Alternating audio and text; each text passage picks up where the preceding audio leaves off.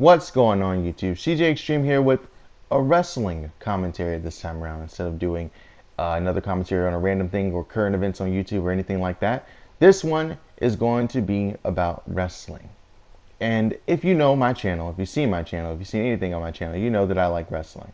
So we're going to talk about some wrestling.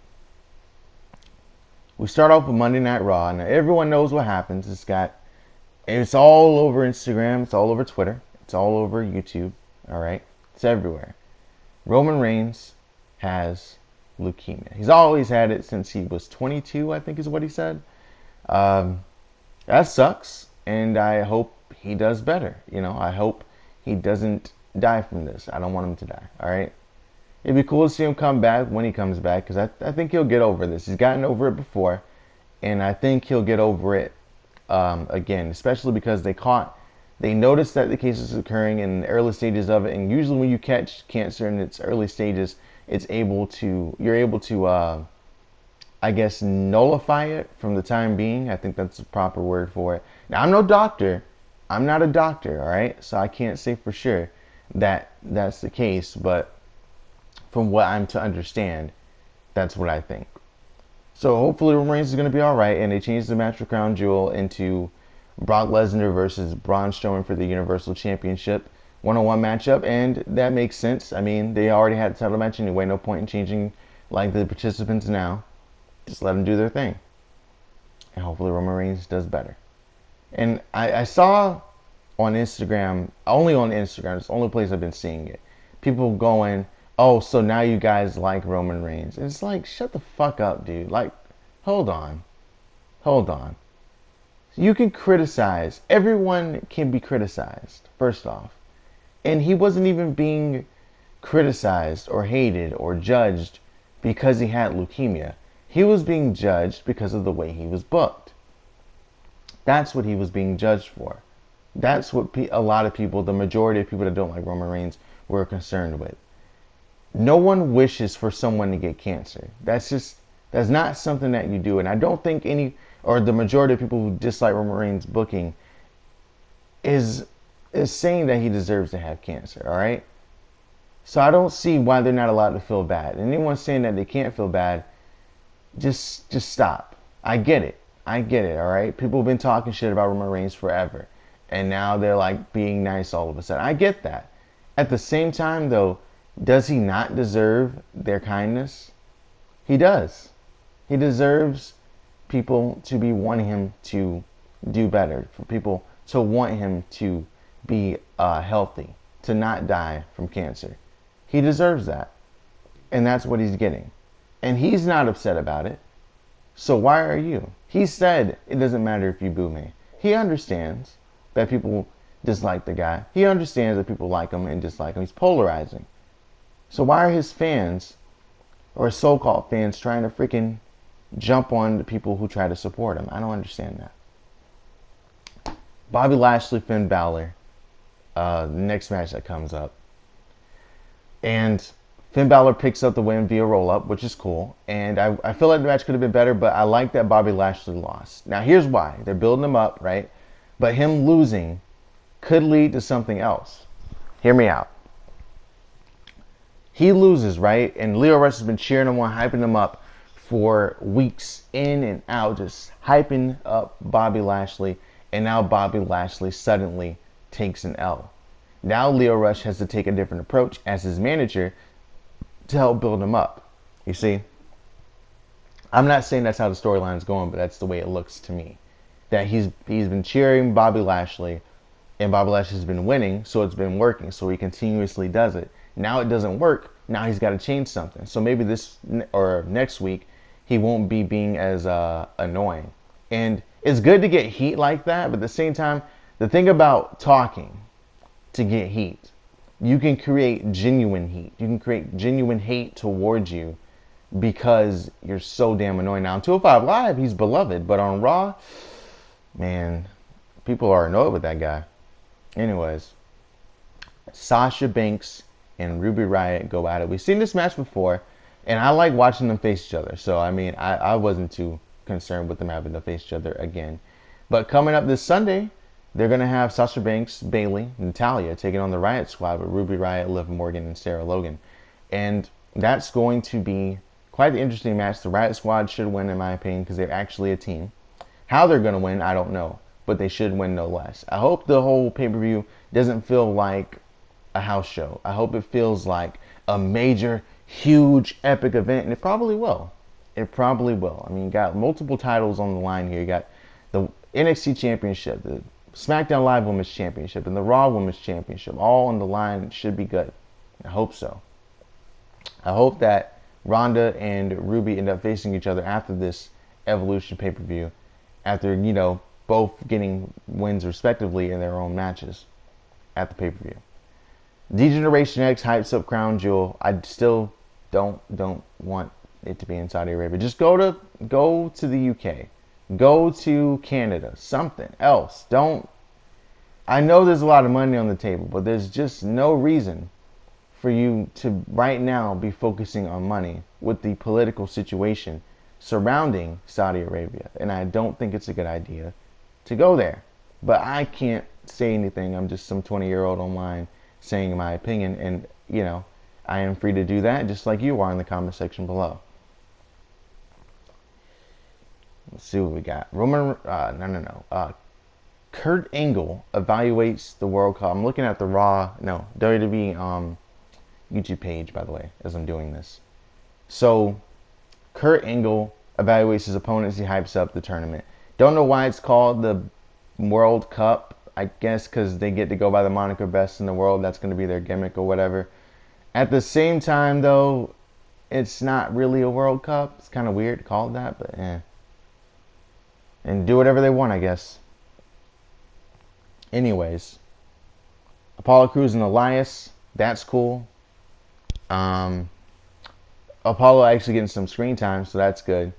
He loses the match, though, so I don't know where they're going to go with Apollo. I guess in the future they're going to do something with him. I don't know.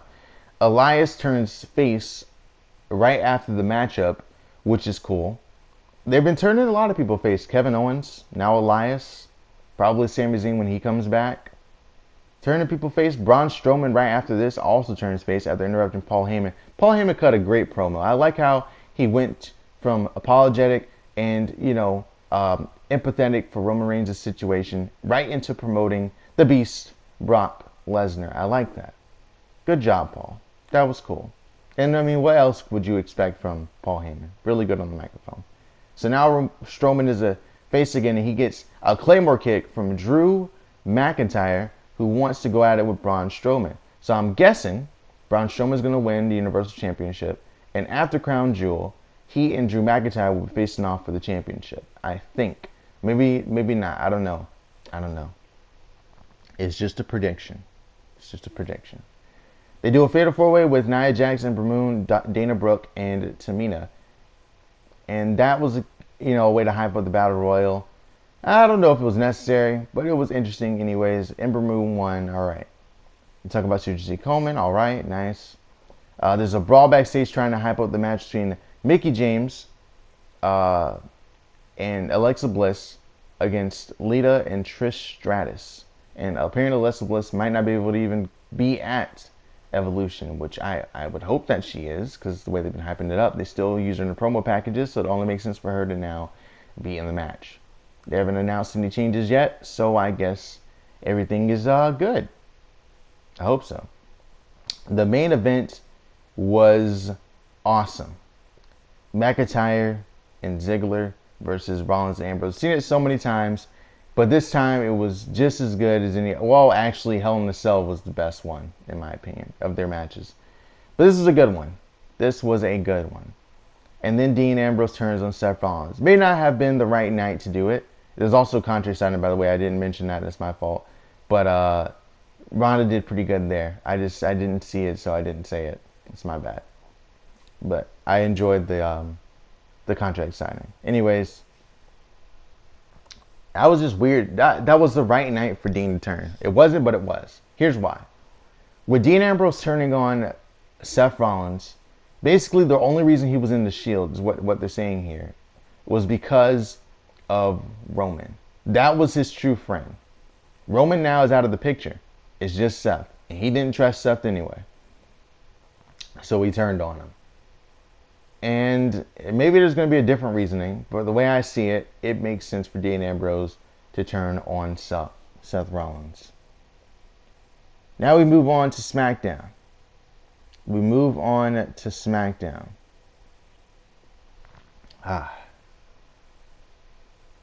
We got. I'm trying to look it up right now. I'm sorry. What do we have here? Big Show, Kofi Kingston following SmackDown 1000 last week. Kofi Kingston gets bodied. He tries, but he gets just slapped and easy clapped by the Big Show. And I guess the Bar and the Big Show are a group now. I guess we're just gonna have to accept that. I mean, I don't really like the group, but that's just what they're gonna do. Hopefully, it's gonna lead into Kofi Kingston becoming a singles wrestler, and not that he has a break with the New Day, but he goes on to like focus on maybe a championship, because I would want to see Kofi Kingston's WWE champion, but I don't know if that's ever gonna happen. A rematch from AJ Styles and Daniel Bryan against the Usos from last week. Good match once again. This time AJ Styles hits Daniel Bryan with a Pele kick. After the match, Daniel Bryan doesn't, is very passive aggressive with AJ Styles. Like, you actually freaking, you might have done that intentionally. So it looks like the rivalry is going to pick up, and I hope it does. Rusev squashes Aiden English. I'm not going to say it any other way. That's exactly what it was. He just destroyed him. Is it going to go anywhere after this with Aiden? I don't know. But Rusev probably going to be moving along. Probably going to go for the United States Championship against Shinsuke Nakamura. Perhaps. I don't know. Speaking of Shinsuke, he wasn't on the show on SmackDown. Where is the United States Champion? Why is he not wrestling? What's going on there? Almost said AJ Styles. The Miz and Rey Mysterio, they do their whole little Miz TV thing that's going on. Rey Mysterio being funny on the mic, whatever, making some jokes, cracking some jokes or whatever. And then he defeats the Miz in the match. And that was good. I enjoyed the match, and the right person won, in my opinion. Rey Mysterio picking up momentum. After beating Shinsuke, I wonder if he's going to actually face Shinsuke for the United States Championship at some point. Maybe he will, maybe he won't, but it'd be cool. By the way, in that AJ Styles, Daniel Bryan, Usos match, one of the Usos, when they did the splash, they cocked their fist for Roman Reigns. That was pretty cool for them to do that. Charlotte Flair and Becky Lynch brawl at the WWE Performance Center after Charlotte tries to, give advice to all the up-and-coming talents in NXT, all the women up-and-coming talents. So it was cool that they did that. This feud has been pretty cool, and I'm hoping that when we get to Evolution, it is just amazing. And it most likely will be, and I hope it is. We have another way to hype up the Battle Royal. It was weird. We've seen it multiple times. I don't think it was the best way to do it. They could have done, I don't know. I mean, what else could they have done? They could have done a tag match featuring all the women from SmackDown. Just a huge tag matchup. I don't know. They could have done that, but they didn't. Shane McMahon addresses the WWE World Cup. I think he wanted to hype something else up, because the way it seemed off.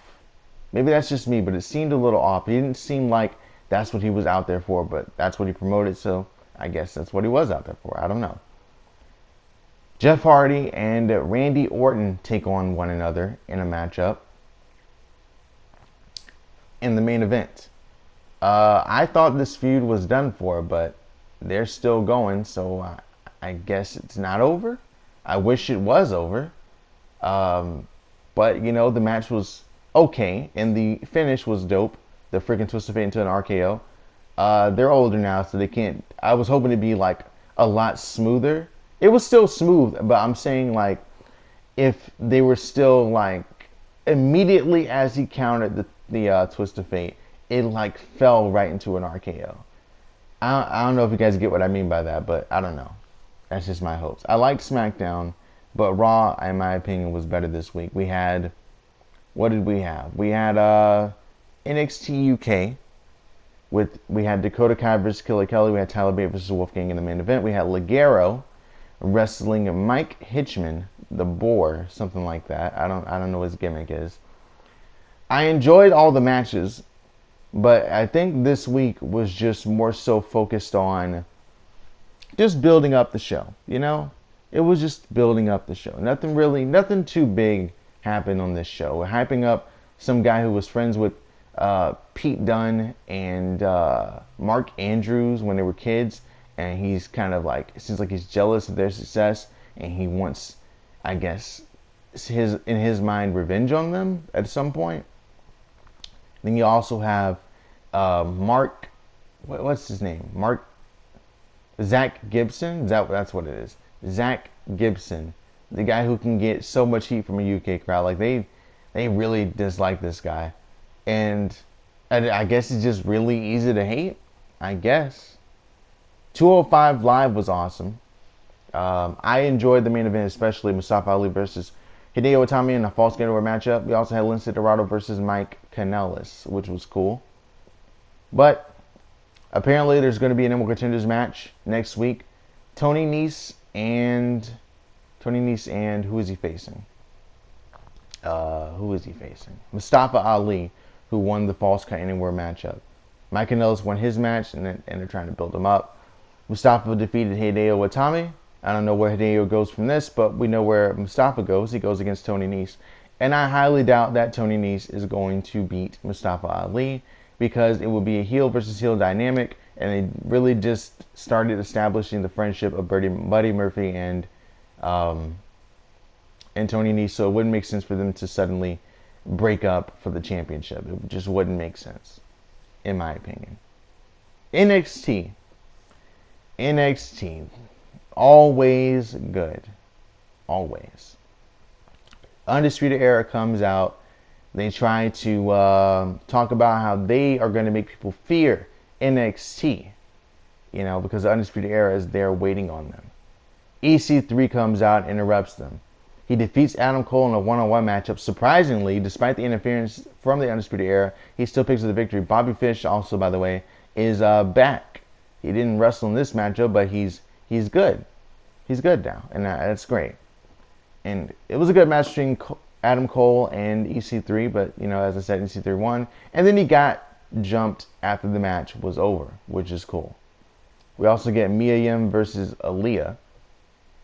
And I don't think there was any tag matches on NXT, if I'm not mistaken. I'm looking at the show.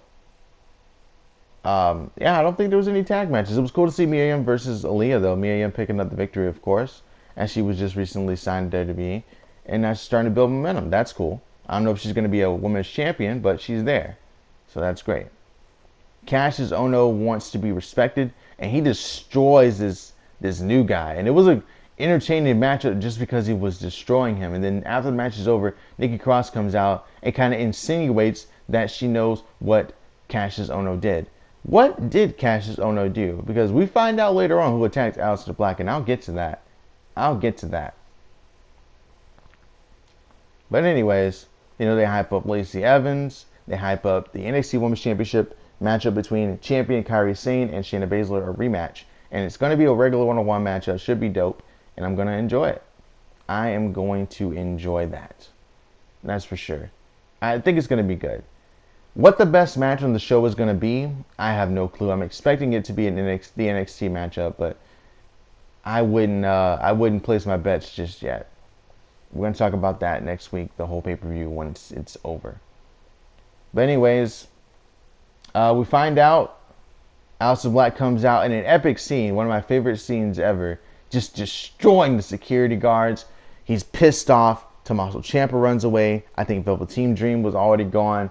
And then he gets to the ring. He drops Lars Sullivan as he's trying to get into the ring with the black mask. And he's like, where is he? Where is he? He's like freaking Batman. Where is he? And then he gets freaking super kicked by Johnny Gargano.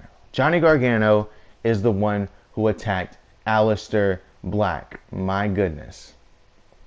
Everyone kind of knew it, but no one knows why. And even in the post stuff for NXT, he didn't answer any questions. He just kept walking off. No one knows why he attacked Aleister. Is he a heel now?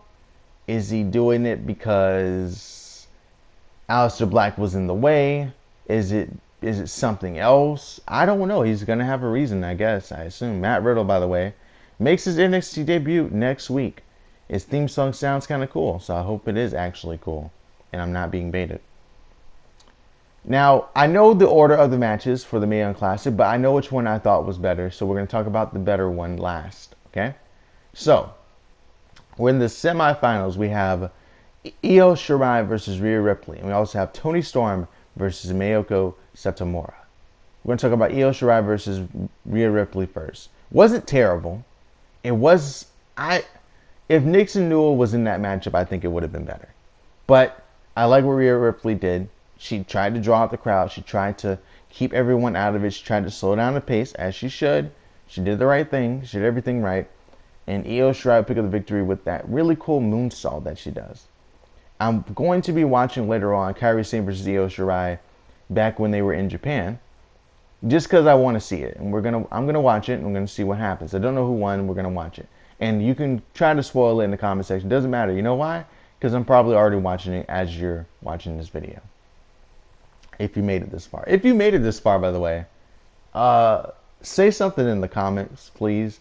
Because I actually didn't expect anyone to watch this whole thing, to be honest.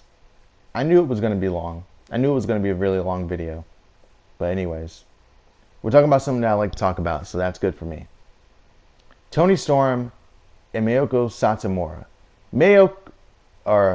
Mako Satomura, I think that's what they call it. I say Mayoko, I don't know why. It's Mako. I'm stupid, I'm sorry. Anyways, all her matches were good. Name one bad Mayoko Satomura match in this tournament. You can't, because they were all great. And then she took on Toni Storm, who's been on fire. She's been having some good matches too, but not on the same level as the final boss of Japan, Mako Satomura. And when they took on each other, I was already hyped, but I didn't think it was going to be that good. Damn. Like, I'm not saying either of them are bad. Toni Storm's my favorite women's wrestler. I was not expecting that to be that good, though. Pretty fucking good. Pretty fucking good, alright? Pretty fucking good. I mean, kicking out of each other's finishers, kicking out a scorpion kick. The crowd was heavy into it, and 2K, if they see this video, that was a small venue, and the crowd was losing their damn minds. And that's how it should be in the game, too, and I hope they, do that. Maybe they added a patch where the game and the crowd is just louder or whatever. That'd be cool. Anyways, it's not what it's about. It's about women's wrestling right here. Toni Storm, Mayoko, excellent work. The match was insanely good, and I liked every single minute of it. It was just, I enjoyed it. I really genuinely enjoyed that matchup. I guess we can do my favorite things from this week. For Raw, my favorite thing was, let's go ahead and scroll down to Remember. To Remember Monday Night Raw. I think my favorite thing was just the ending, the main event. I enjoyed that. The turn with Dean Ambrose and the last matchup with McIntyre, Ziggler, Rollins, and Ambrose. Let's keep scrolling here. My favorite thing from SmackDown would have to be The Miz versus Rey Mysterio. I just enjoyed the match. I'm going to do matches, by the way. Not even just skits. My favorite matches. Dakota Kai versus Killer Kelly. I don't think that was my favorite. I think I liked Ligero's match better. I just enjoyed watching Ligero. It was just cool to see him. Hideo Itami versus Mustafa Ali, not even a question. Of course, that was my favorite match from 205 Live. There were only two matches, I think, and that was definitely probably the best one. I guess we will do skits. I immediately retract my statement. Johnny Gargano's attacking Aleister Black, the best thing for NXT right there for me. And then of course in the in the Mae Young Classic, I should say, Toni Storm versus Mayoko Satomura. Favorite match of the whole tournament, and just my favorite match in general. I think that was the best match so far. But Io Shirai versus Toni at Evolution should be good, and I'll be reacting to that next week. So for the card, we have Toni Storm versus Io Shirai. We have the last women's standing match for the SmackDown Live Women's Championship with Charlotte Flair and champion Becky Lynch. Ronda Rousey defending the Raw Women's Championship against Nikki Bella. Hope Ronda wins. The Battle Royal to determine who will contender for either the Raw Women's Championship or the SmackDown Live Women's Championship. And we also have the Riot Squad Tag Team matchup against Sasha Banks, Natalya, and Bayley. And Kairi Sane defending the NXT Women's Championship against Shayna Baszler. So that's it. Thanks for watching, and I'll see you guys next week.